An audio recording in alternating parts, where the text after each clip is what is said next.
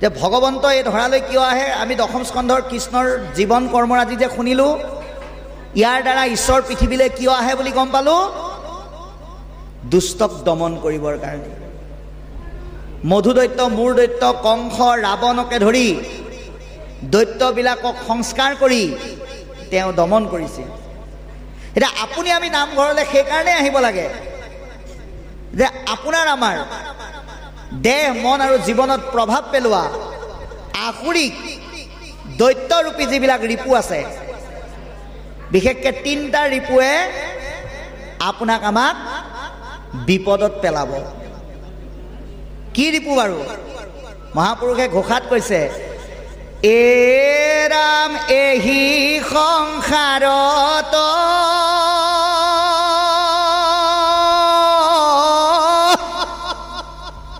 যতে কয় অনৰ্থ, তাতে 3 বিধ সাৰ, কাম ক্ৰোধ লোভ আপোন নাশন, জানি কৰা পৰিহাৰ।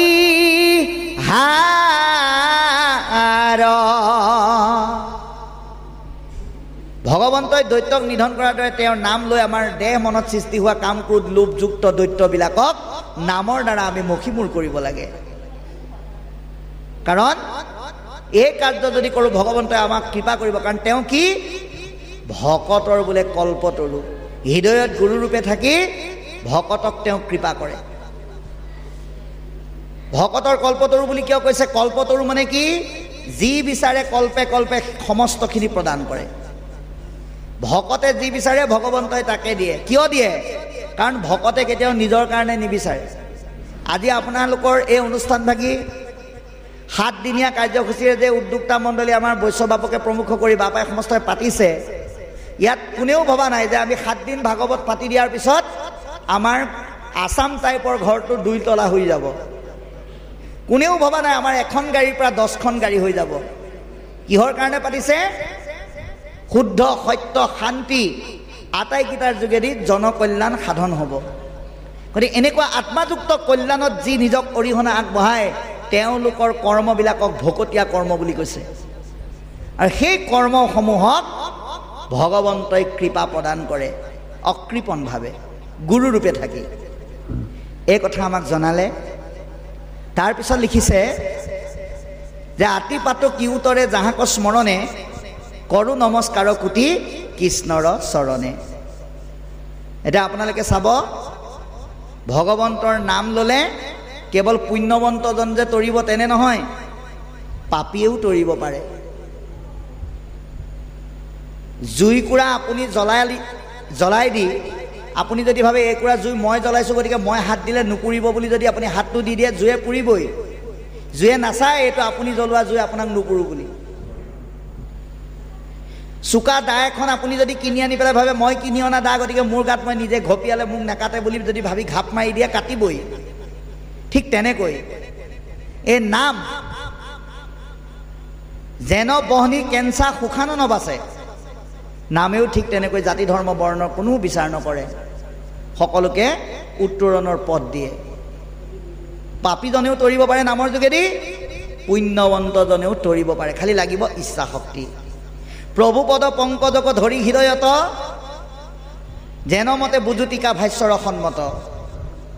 যে পৰম পুৰুষ ভগৱন্তৰ পদযুগলৰ চিন্তন হৃদয়ত ধাৰণ কৰি টিকা ভাষ্যৰ মত অনুসাৰে এই কথাখিনি সুন্দৰকৈ বিশ্লেষণ কৰিছে। কৃষ্ণৰ আদেশে আমি হৰ্ষ দীৰ্ঘ ছন্দে বিৰচিবু নৱসিদ্ধ কথাক প্ৰবন্ধে। ইয়াত মহাপুৰুষে কৈছে এয়া আমাৰ নিজা কথা নহয়, ভগৱন্তৰ আজ্ঞাত তেওঁৰ আদেশত জনকল্যাণৰ কাৰণে আমি এই বিষয়বস্তু নৱসিদ্ধ সংবাদ ৰূপে আমি বিশ্লেষণ কৰিছোঁ। গতিকে শুকনি গদতি শুনি উপ পৰীক্ষিত, বসুদেৱ নাৰদ সংবাদ বিপৰীত। গতিকে মহামণি শুকদেৱে পৰীক্ষিতক কৈছে, হে ৰাজন, কেনেকৈ এই নিমি নৱসিদ্ধ সংবাদৰ বিষয়বস্তুটো ভগৱন্তৰ পিতৃ বসুদেৱ আৰু পৰম বৈষ্ণৱ নাৰদে আলাপ কৰিলে, এই ব্যতিক্ৰমী বিষয়বস্তুটো কওঁ শুনা।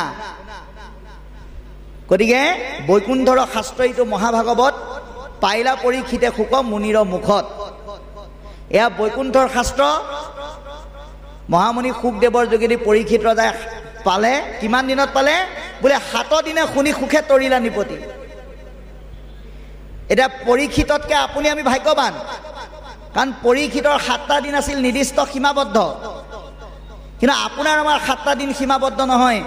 আমি 100 বছৰত কিমান 7টা দিন পাৰ কৰিছোঁ তাৰ নিশ্চয়তা নাই। গতিকে এই 7টা দিন আমি যাতে হৰি কথা চৰ্চা নকৰাকৈ আমাৰ পাৰ নহয়, তাৰ কাৰণে আমি প্ৰত্যেকে চেষ্টা কৰিব লাগিব। মেঘাচ্ছন্ন হোৱাটো একো ডাঙৰ কথা নহয়। কোনোবাই যদি কয় যে আমি ভাগৱত পাতিলোঁ কিন্তু প্ৰথম 3টা দিন বৰষুণ দিলে, এইটো এটা অমংগল নেকি বুলি যদি কোনোবাই ভাবে, ভাগৱতে কৈছে ভুল। বতৰ ডাৱৰীয়া হোৱাটো যদি অমংগল হ'লহেঁতেন, কৃষ্ণ জন্ম হওঁতে কিমান বৰষুণ দিছিল ভাবকচোন। তেতিয়াহ'লে কৃষ্ণ অমংগলীয়া সময়ত জন্ম হৈছে নেকি? আপোনাৰ কাৰণে বতৰ সেইদিনাই ডাৱৰীয়া। কোনদিনা? যোনদিনা আপুনি ভকতৰ সংগ পোৱা নাই, যিদিনা আপুনি কৃষ্ণ নাম চৰ্চা কৰা নাই। কলিযুগত কৃষ্ণ নামৰ দ্বাৰা গতি সাধন কৰিবলৈ হ'লে কোনোবাই নাম গালে আপোনাৰ গতি সাধন নহয়। আমাৰ বহুতে কয় বোলে নামঘৰলৈ গৈছানে নাই? বোলে নাই যোৱা। বোলে কেলে? বোলে আমাৰ মা দেউতা ককা দেউতাই গৈ সেৱা এটা কৰি দিলে আমাৰ হৈ যায় বুলি কোৱা মানুহ আছে। ভাগৱতে কৈছে নহ'ব। কোনোবাই কাৰোবাৰ হৈ গতি সাধন কৰি সেৱা কৰি গতি দিব নোৱাৰে। তাৰ এটা আপোনালোকক বাস্তৱ প্ৰমাণ দি আমি লগে লগে পাঠলৈ যাম। কোনোবাই যে কাৰোবাৰ গতি সাধন কৰিব নোৱাৰে তাৰ এটা প্ৰমাণ চাব। আমাৰ কাষতে এখন জিলা আছে, লখিমপুৰ জিলা। এটা কাহিনী ক'লে আপোনালোকে কথাখিনি বুজি পাই ভাল পাব। এই লখিমপুৰ জিলাৰ মাধৱদেৱৰ জন্মস্থান নাৰায়ণপুৰত 7 দিনীয়াকৈ এনেকৈ ভাগৱত পাতে। এদিন ল'ৰা আৰু বোৱাৰীয়ে চাকৰি কৰে কাৰণে মাককে ক'লে যে আমাৰ হৈ তুমি ধূপ ধূনা চাকি লৈ যাবা, গৈ পেলাই সেৱা এটা কৰি দিবা যাতে আমাৰো ভাল হয়। মাকে ক'লে হ'ব দে, তহঁত নগ'লেও নাই, ময়ে তহঁতৰ হৈ সেৱা কৰি দিম যাতে ভগৱন্তই তহঁতৰ গতি সাধন কৰে। সেইমতে ধূপ চাকি তেল অৰিহণা লৈ গৈ ভাগৱতক সেৱা কৰিলে। ঘৰত কৈ গৈছিল চবৰে গতিৰ কাৰণে প্ৰাৰ্থনা কৰিম। তাত গৈ পেলাই কি গালেগে? নাজানো আবাহন, নাজানো বিসৰ্জন, পূজা মন্ত্ৰ নাজানো কিঞ্চিত, এতেকে পৰমেশ্বৰ দাস ভৈলো চৰণৰ, মোৰ ল'ৰাৰ গতি সাধিবে উচিত। গালে নেকি? নে এনেকে গালে? এতেকে পৰমেশ্বৰ দাস ভৈলো চৰণৰ, মোৰ বোৱাৰীৰ গতি সাধিবে উচিত। নাই গোৱা। কি বুলি গালে? মোৰ গতি সাধিবে উচিত। এতিয়া সেইটোকে কৈছে যে কোনোবাই কাৰোবাৰ গতি সাধনৰ কাৰণে ভগৱানক প্ৰাৰ্থনা কৰিলে গতি নাপায়। আপুনি নিজে যাব লাগিব। নদীৰ পানীখিনি কিমান ঠাণ্ডা চাবলৈ হ'লে আনে নামি পেলাই ক'লে আপোনাৰ নহ'ব, আপুনি নিজে নামিব লাগিব। এইটো সঁচা কথা। তাৰপিছত চাব, আইগৰাকীয়ে জপনাখন খুলি পাৰ হওঁতে ল'ৰা বোৱাৰীক কৈ গৈছিল তহঁতে চিন্তা নকৰিবি, তহঁতৰ আৰু নাতিটোৰ ৰক্ষাৰ কাৰণেও মই ভগৱন্তৰ ওচৰত প্ৰাৰ্থনা কৰিম। তাত গৈ পেলাই উল্টা হৈ গ'ল। কি বুলি গালে?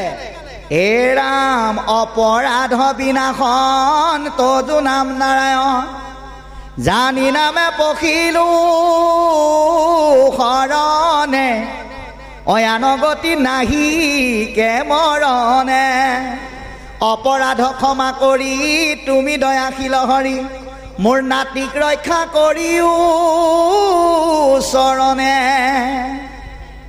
নাই গোৱা। কি গালে? মোৰ ল'ৰাক ৰক্ষা কৰিও চৰণে। নাই গোৱা। কি গালে? মোক ৰক্ষা কৰিও চৰণে। মানে স্পষ্ট প্ৰমাণ যে ভকতিৰ দ্বাৰা আপুনি আপোনাক ৰক্ষা কৰিব লাগিব, কোনোবাই নোৱাৰে। সেইটোকে এতিয়া পদে ক'লে যে 7 দিন পৰীক্ষিত ৰজাই ভাগৱত শুনি যেতিয়া যেনেকৈ গতি পালে, কলিযুগৰ লোকসকলেও নিজৰ গতি সাধন কৰিবলৈ হ'লে ভকতৰ সংগলৈ আহি ৰাম নামৰ চাবোনটোৰ দ্বাৰা অন্তৰখন ধুব লাগিব, তেতিয়াহে গতি পাব। গতিকে নিমি নৱসিদ্ধে যেন ভৈলা উপাখ্যান, কহো খাব শেষৰ ৰাজা হৈও সাৱধান। গতিকে নিমি আৰু 9জন সিদ্ধৰ মাজত হোৱা বিষয়বস্তুৰ যি আখ্যান, সেইখিনি কম, অতি সাৱধানে শুনিবলৈ কৈছে। সাৱধান মানে কি? ভাগৱতত কেইটামান শব্দ খুব ব্যৱহাৰ কৰিছে, একচিতে, একমনে আৰু সাৱধানে। মনটো ইয়াত এক হ'ব লাগিব, চিতটো এক হ'ব লাগিব আৰু সাৱধান হ'ব লাগিব, যাতে এই শব্দৰ ৰসটো কাণৰ পৰা যাতে বাহিৰত নপৰে। এই ক্ষেত্ৰত আমি গুৰুত্ব দিব লাগিব। গাখীৰে পৰা আনিবলৈ কেঁচুৱা এটাক পঠিয়াই দিছে, ল'ৰা চাবি দেই, গিলাচৰ পৰা গাখীৰটো যাতে পৰি নাহে, তই ঘচালি ঘচালি নানিবি। কিয়? কাৰণ এপোৱা গাখীৰ 12 টকা পোৱাকৈ কিনিছোঁ, পইচা এনেই অহা নাই। এতিয়া এই ভাগৱতৰ পৰা কি ওলাইছে? ৰাম নামৰ গাখীৰ ওলাইছে। গতিকে মনটোক ক'ব লাগিব, হেৰ মন, তই ঘচালি নাথাকিবি, যাতে ভাগৱতৰ গাখীৰ আহি কাণ নামৰ পাত্ৰটোত পৰোঁতে মাটিত পৰিব লগা নহয়। এই সাৱধানতাৰে আমাক শুনিবলৈ আহ্বান জনালে। বাৰু ইয়াৰ পিছত কি ক'বা, আমি আকৌ অকণমান পাঠলৈ যাবলৈ আহ্বান কৰিলোঁ। কৃষ্ণ। বাৰে বাৰে নাৰদক পথান্ত মাধৱে, নেৰন্ত দ্বাৰকাৰিষি কৃষ্ণৰ গৌৰৱে, জীৱন্তে মুকুটতে হো জানিবা সাক্ষাৎ, থাপি উৎসুকয়াতি কৃষ্ণৰ সেৱাত, মুকুতি সুখতো কৰি ভকতি খিবৰ, নভজে কৃষ্ণ কলোক কিনো কৰ্মজৰ, বাক্য কৰ্ণ মন মুখ আছই মানে যাৰ, কৃষ্ণ ভকতিত সম স্তৰে অধিকাৰ, কৃষ্ণ পদ পংকজক ভজে ব্ৰহ্মা হৰে, নৰতনু পায়াতে যে কমন পামৰে, একুস্থানে মনুষ্য মৃত্যুৰ নেৰাই হাত, তথাপি নভজি মৰে কৰি আত্মঘাত, কৃষ্ণ সেৱাতে হে মাত্ৰ গুচৈ মৃত্যু ভয়, জানিয়া কৃষ্ণক ভজা কৰিয়া নিশ্চয়। বাৰু কৃষ্ণ এতিয়া এইখিনিলৈকে কি ক'লে আমি আলোচনা কৰিম। ক'লে যে বাৰে বাৰে নাৰদক পথান্ত মাধৱে, নেৰন্ত দ্বাৰকা ঋষি কৃষ্ণৰ গৌৰৱে। এতিয়া আমি নাৰদ আৰু আমাৰ মাজত কিবা পাৰ্থক্য আছে নেকি সেইটো বিচাৰিব লাগিব। নাৰদক প্ৰভু ভগৱন্তই কৈছে যে তুমি মোৰ ওচৰৰ পৰা অকণমান আঁতৰি গৈ বসুদেৱকে প্ৰমুখ কৰি সকলোৰে খবৰ এটা লৈ আহা। কিন্তু নাৰদ প্ৰভু ভগৱন্তৰ চৰণ এৰি পেলাই যাব বিচৰা নাই। এতিয়া নাৰদ আৰু আমাৰ মাজৰ পাৰ্থক্যটো কি? নাৰদক ভগৱন্তই যাবলৈ দিয়া স্বত্তেও যাব বিচৰা নাই, কিন্তু আমাক ভাগৱতে বাৰে বাৰে নামঘৰলৈ মাতি থকাৰ পিছতো আমি আহিবলৈ মন কৰা নাই। সেই পাৰ্থক্যটো আমি নাইকিয়া কৰিব লাগিব। নাৰদে যেনেকৈ ঈশ্বৰৰ ওচৰৰ পৰা আহিবলৈ মন কৰা নাই, আমাৰ ভাৱনাবিলাকো ঠিক তেনেকুৱা হ'ব লাগিব। গতিকে কি বুলি ক'লে নাৰদ? কি বুলি ক'লে? জীৱন্ত অৱস্থাতে মুক্ত। আমাৰ মানুহবিলাকে মুক্তি মানে কি বুলি ভাবে? মৰাৰ পিছত পায় বুলি ভাবে। সেইকাৰণে কি কৰে? বিচনাত পৰি চটফটাই থকা মানুহজনৰ ওচৰত শাস্ত্ৰগীতা দশম ৰত্নাৱলী পঢ়ি পেলাই ভগৱানক প্ৰাৰ্থনা কৰে, যেন তেনে মুক্তি পালেই হ'ল। কিন্তু ভাগৱতে সিদ্ধান্ত দিছে মৰা মনে মুক্তি নহয়, ইচ্ছা কৰিলে জীৱন্ত অৱস্থাটো মুক্ত হ'ব পাৰে। তাৰ কাৰণে আপুনি কি কৰিব লাগিব? আপোনাৰ ভাৱনাবিলাক হৰিময় হ'ব লাগিব। শাস্ত্ৰই সিদ্ধান্ত দিছে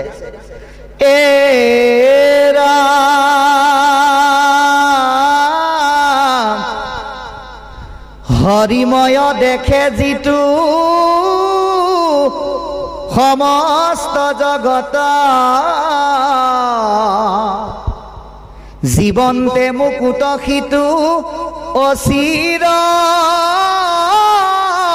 কালত। সকলোকে যদি ঈশ্বৰৰ ভাৱনাৰে চাব পাৰে, মুক্তিটো মৰাৰ সময়লৈ বাট চাব নালাগে। আৰু এতিয়া ডাঙৰ কথা হ'ল সকলোকে হৰিময় কেনেকৈ চাম, তাৰ কাৰণেও আমাক শাস্ত্ৰই উপায় দিছে। আপোনালোকে চতুৰ্থ স্কন্ধ ভাগৱতলৈ যাওক, তাত এটা কাহিনী পাব ধ্ৰুৱচৰী।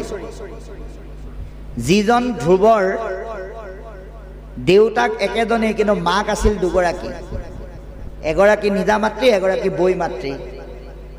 ভাই ককাই দুটা, উত্তম আৰু ধ্ৰুৱ।